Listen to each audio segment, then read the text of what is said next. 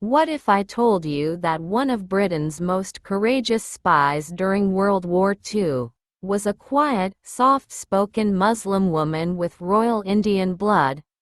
This is not a James Bond story. This is the true tale of Noor Inayat Khan, musician, poet, and Nazi fighting secret agent. Noor was born in 1914 in Moscow. Her father, an Indian Sufi master. Her mother, an American. She grew up in Paris, playing harp, writing children's books, and dreaming of peace, but then, war came. When the Nazis invaded France, Noor and her family fled to Britain. Many would have stayed quiet, but Noor volunteered for something unthinkable for her time.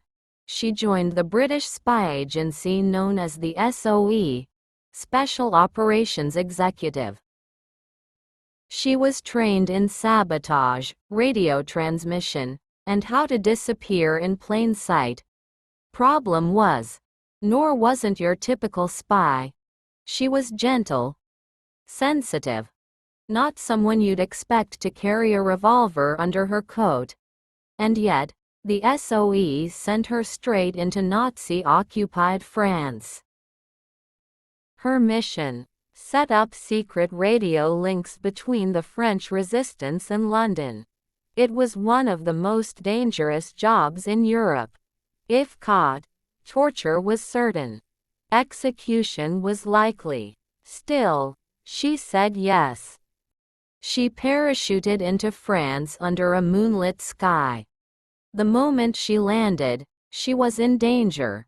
The Nazis were hunting spies like wolves. Within weeks, most of the agents in her network were captured or killed. She was the only one left. HQ ordered her to come back to London, but Noor refused. She stayed behind, alone, transmitting vital intelligence to London, from safe house to safe house, always one step ahead of the Gestapo. They called her Madeleine, her secret code name. And somehow, she kept the resistance alive for 3 months. That's 3 months longer than most agents ever survived in Nazi territory. But then, betrayal. A double agent sold her out. The Gestapo stormed her hideout. Noor tried to escape through a window, but they caught her. Even under brutal interrogation, Noor said nothing. No names, no codes, nothing. The Nazis labeled her highly dangerous, not because of weapons, but because of her silence. They shipped her to a concentration camp, Dachau. There, in the early hours of September 13, 1944, she was executed. Her final word: liberté, freedom. Noor was just 30. She left behind no family, no fame, no medals, at least, not at first. But those who knew her said, she was the bravest of us all. The quiet warrior who fought tyranny with truth. After the war, her story was nearly forgotten. Until people started asking, who was that Muslim woman buried in an unmarked grave? Then the truth came out, and it stunned the world.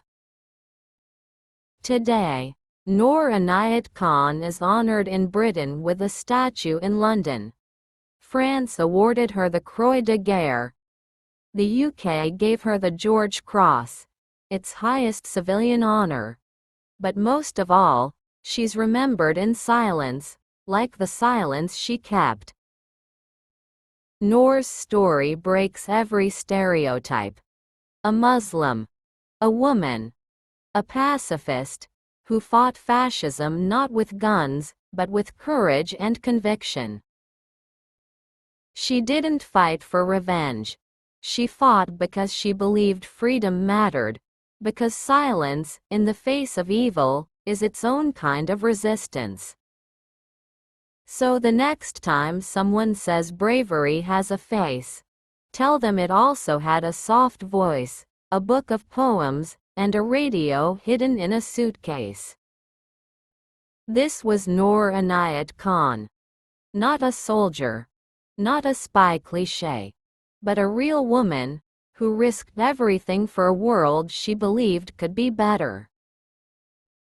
If her story moved you, even a little, share it, because Noor never asked to be remembered, but maybe, just maybe, she deserves to be. Thanks for watching. If you want more untold stories like this, from Islamic history and beyond, make sure to subscribe.